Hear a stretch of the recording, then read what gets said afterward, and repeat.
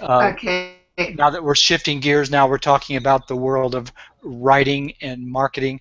Uh, Mira brings 27 years of prior experience in the industry as an independent editor, art director, book designer, literary agent, children's literature professor, and an award-winning illustrator and writer. So she's earned an MFA, and she also has a PhD in education and cultural studies with a focus on children's literature. And she runs the amazing Children's Book Academy, and with a smorgasbord of curriculum offerings and a huge faculty of helpers, teachers, agents, writers, award-winning authors. It's just, and Lita, artists, it goes on and on. So anyway, okay, that's my introduction, Mira. We appreciate your being on with us tonight, doing this. Whew. Oh, I just got a beautiful hummingbird out my window at the feeder. Oh, that's so great. Nice. Okay, so cool. Let's close that. There we go. I'm ready. Can you see it? Yep, we can see it. Looks great. Great. Okay, so before I begin, I'd like to clarify that the pitch is the enticing lure, similar to the book's hook, that you include at the beginning of the cover or query letter, or that you deliver verbally to an editor or agent to entice them to want to find out more. As you all know, picture books have gotten shorter and shorter. So an important part of writing picture books involves editing for brevity, getting that word count way down to get to the essence of your story, and only including what's essential. Writing the pitch is the same, whether it's for fiction or non-fiction. With a plot-driven book, you'll have hooked us in the beginning with a compelling hook that sets up a great desire to read on, with a question or problem told with exquisite writing or humor. After your hook comes the reason why it's a problem, followed by the obstacles that the main character must overcome to get to the climax and actually solve the problem. And then, of course, the wonderful aftermath with perhaps a twist at the end. With a pitch, you want to start the same way, with a hook that draws the editor or agent in and makes them want to know more. Then you want to tantalize them even more while letting them know what your story is about without giving the farm away. They'll get to see the farm either in the rest of the cover letter or after they request to see your manuscript if you're doing a live 30-second in-person elevated pitch. While the name elevated pitch most likely originated because of the brief amount of time folks usually spend in an elevator, these days in many big publishing houses with lots of imprints and lots of editors madly pitching stories in manic acquisitions meetings, they literally only have 30 seconds to pitch your story. An editor told me this. I don't know if it's the case for all big publishers, but it certainly was at this house. So you don't need to go into what all the obstacles are or how it ends, because you're just pitching in hopes that the editor or agent catches your ball and wants to read on or ask for more. So let's go over the main things you need to do to perfect your pitch. First of all, you want to hook the reader in with a question or some fabulous language or a problem. We seem to be hardwired to want to know what happens next when a good question or problem is presented. So this is a classic way of starting both your story and your pitch. Next, you want to tell us who or what the story is about. You want to end with a question or a call to action so that once again the reader or editor or agent wants to read on. Some agents and editors like it when you provide more information, such as how your story ends. But generally that's considered more of a brief synopsis than a pitch, though it can work either way.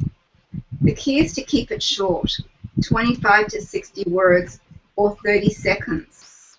Exciting, enticing, and beautifully written. I'm a big believer in examples. So here are some examples from Book Jacket Flap Copy. Try saying that 5 times quickly. Book Jacket Flap Copy. But a lot of pitches do end up on the front jacket flap or on the back of a book? Let's start with this. Whoop, sorry. Okay. Let's start with this historical fiction. Abe Lincoln crosses a creek, a tall, thin tale, introducing his forgotten frontier friend. Now, I'm sure you know lots about Abraham Lincoln, and this is what it says when you open the jacket and you read in the very front flap.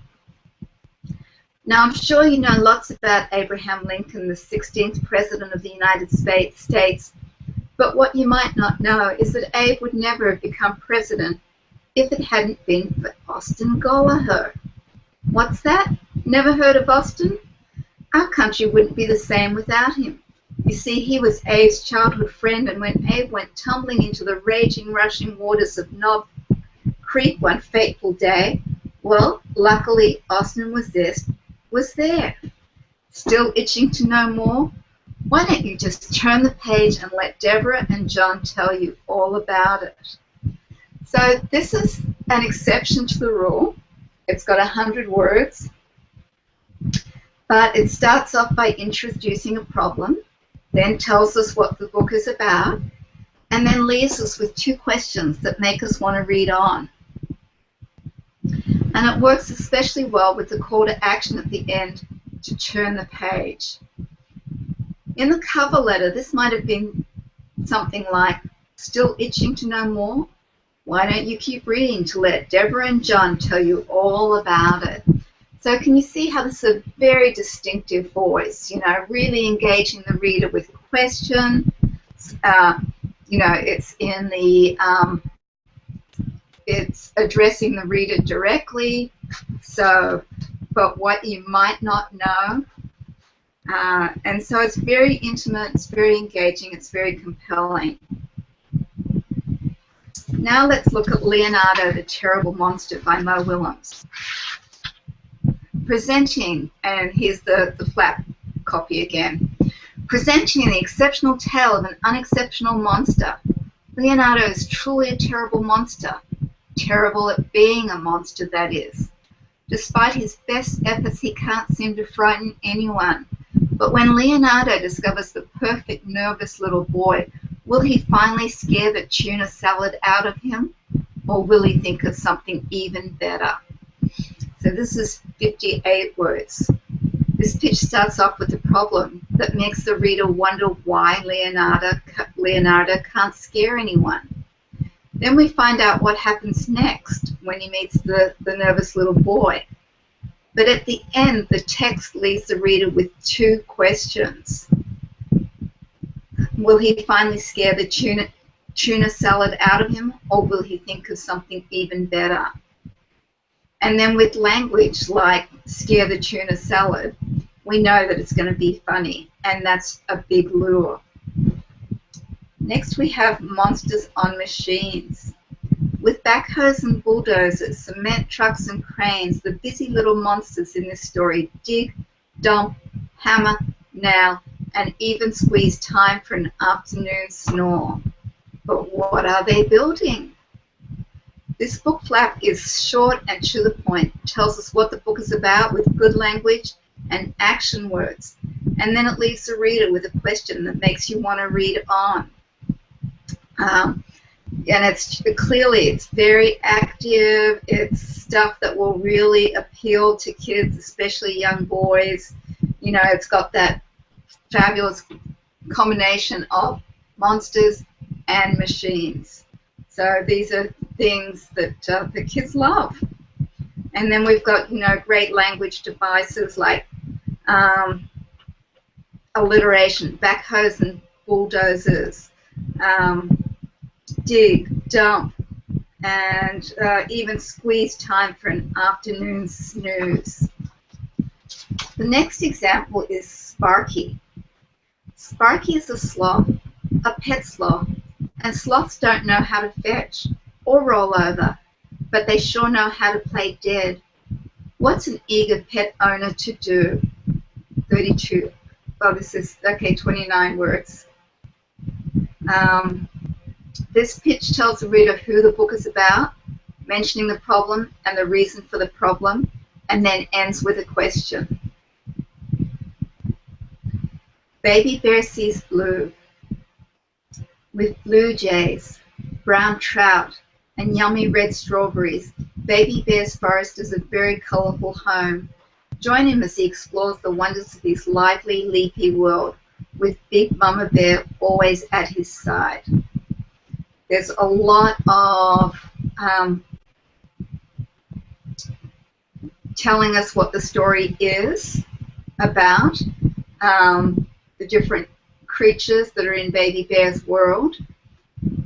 But there's no questions here because it's just the beautiful lyrical language and description that lures us in. It's clearly a very gentle lyrical story.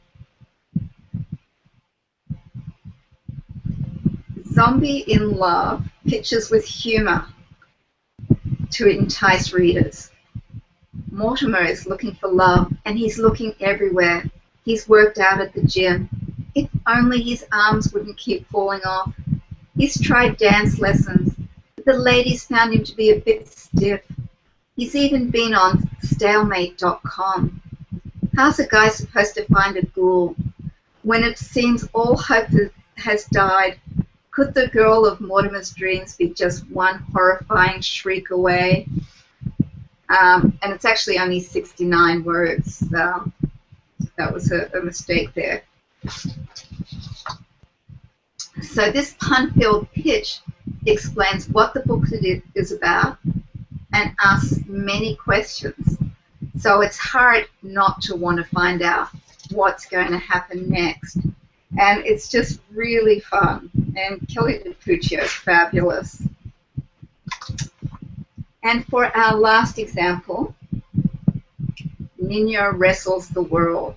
Señoras y señores, put your hands together for the fantastic, spectacular, one-of-a-kind Nino! Flop, slish, bloop. In a single move, he takes down his competition. No opponent is a challenge for the cunning skills of Nino, world champion, lucha libre competitor. This tempting copy uses a call to action in the beginning. Put your hands together. It's telling you what to do. Great onomatopoeia makes the language distinctive and exciting. And while there's no direct question, such as, will Nino ever be defeated? It's implicit in that no opponent is a challenge. And we all know that he will be challenged. So in all these examples, they pretty much follow the formula, but they also use great language to make each story unique and delicious sounding. So let's go back and have a quick look at that formula again. And here it is. So it's all these things plus great language that makes your pitch really distinctive, succinct, and totally enticing. Woo! So that was a nice quickie from me. That was I'm going to stop sharing my screen. That was very revealing, Mira. Now, could you tell us again where do we put these pitches? Where do these pitches appear? In our query letter, in the elevator, at a conference? Should we memorize these fields and have them ready to come trippingly off on time? So this Friday, I'm going to be at ALA, the American Library Association conference. If anyone here is going, excuse me, it's at the Moscone Center in San Francisco. And it's a fabulous way to meet editors because they're often at their booths. And if it's not crazy there, you can get talking to an editor and you can, you know, build a rapport and say, well, I'm a children's book writer or illustrator. And then if they ask, well, what are you working on? Bingo, you've got your 30-second elevator pitch. Okay. Conferences will also have, sometimes have pitching opportunities. And in our courses, in our upcoming Craft and Business of Writing Children's Picture Books, which starts Monday. I can't believe I'm doing this webinar right now, but it's starting on Monday. And we'll be teaching folks a little more about writing great pictures. And then we'll have a webinar where people submit their pictures, and everyone that doesn't get a critique from Kelly and I, Kelly or I, I'll be going in and I'll be personally critiquing each of the pictures. And then once the course is over, we have a panel of editors and agents who will be reading all the revised pictures that everyone does after the course ends, based on what they've learned from their critiques and from what they've learned in the course. And all the panel will be looking at those pictures and choosing at least two that they want to see manuscripts from each editor and agent. So that's another opportunity. And then you use your pitch at the beginning of your cover letter or query. So you start off your cover letter or query by addressing the editor or agent as a human being, by letting them know, how much you appreciate them taking the time to read your submission, that you met them at a conference, that you really love the books that their publisher publishes. You make a connection on a human level. How are you? All those kinds of things that are like acknowledging that that's a person on the other end. It's not just a work machine. And then you go into your pitch. And then after your pitch, you further elaborate in your cover or query letter. And we go into all of that in depth in the course. Great. So nice to see Lita. And you too, Mark. That's a wonderful lesson, Mira, on pitches. Well, I hope it was real helpful. Let's see if there's a few questions, and then I'm going to have to bail. My voice is going. Great. Yeah, we don't want to wear you out before your course starts. 14 hours of working for me. Yeah. We put the link to Mira's course page up. It's on the page, and it's also in both. Links to both these courses are up in the description box on the right-hand side of the video on the page, and I'll send a reminder out with the replay link too. So put your questions up for Mira. She's got another minute or two left in her, I think, for us, and we'll have the replay up right after the live event is over. It's going to be another great course. This is one of the flagship courses in the Children's Book Academy. Happens every year, and it's very often with new people. You get to meet a lot of professionals in this course and interact with them. And it goes on for, what is it, 6 weeks, Mira? 6? Yeah, it's a 5-week course. 5 weeks. Okay. But we get people oriented. In this particular course, we're getting people oriented a week in advance. So there's lots of people already forming critique groups. We set those up in advance, and chatting with each other and getting to know each other. And then we're having a week off July 27th. Okay. And because I'll be going to the SCBWI conference in LA. And so it's a pretty extraordinary course. It's the equivalent of many other courses in one, and many conferences in one. We've got 25 guest interviews. Wow. 6 editors and agents.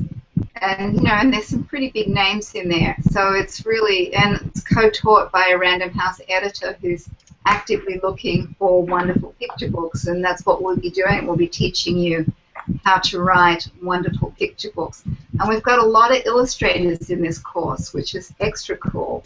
Oh yeah, illustrators need to learn how to write picture books. Yes.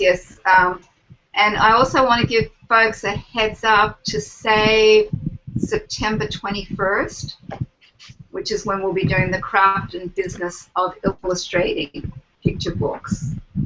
Okay, coming up in the fall. Great. Well, Mira, I know it's been a long, long day. Let's do, and everybody, you guys have been so good for hanging in there with us. The 2 lessons have been great. I hope you guys weren't disappointed by them. A lot of content. Watch it again. There was so much in. You'll miss it if you don't see it. You'll miss And I want to thank Mark for hosting this. Yeah. My pleasure always, Mira. And Lita, it was so fun to be introduced to you and your work and your wonderful course. Yeah, Wonderful course. and I just want to acknowledge people that are here. I usually, I don't do Google Hangouts because I don't like that I can't see who's here. I've got to sort of switch back and forth. Yeah. But I know that there's, Liliana, I'm really glad you're here. There's a few Academy students here, which is always really wonderful to see. And there are a few Marks and Splashes students. Dan Garrett, I hope you're still here. Joel Cook and many other good friends. Lovely. And Nancy, thank you for joining us. And Rosie and Laura Rackham and Deborah Meyer. So I hope you guys found this really helpful. Guys, put your thank yous in the chat box and we'll let you go for this evening and we'll send the replay link out. It will be on this page if you just want to come back here as well. And check out their courses. It's a great opportunity, and Mira's starts Monday. Lita's will be up for all year. It starts whenever you want. It starts whenever you want at your own pace. You've got a year to go through the material. You can easily do that. Yeah. It's jam-packed, but it's very approachable. You can get through it very quickly and learn so much very quickly. That's what I like about this kind of course. So we won't take up any more of y'all's time, but we're going to end the broadcast. Type your thank you notes in there to Mira. If you have any questions about the course that you'd like them to address, I'm sure if you put your questions in the chat box, they'll get back to you and you can see it on the page. You can see their answers on the page. Yeah, so good night, everybody. And Mira and Lita, you guys wave good night too, and we'll see you in the next online adventure. Okay. Good night, everybody. Bye-bye. Good night. Bye.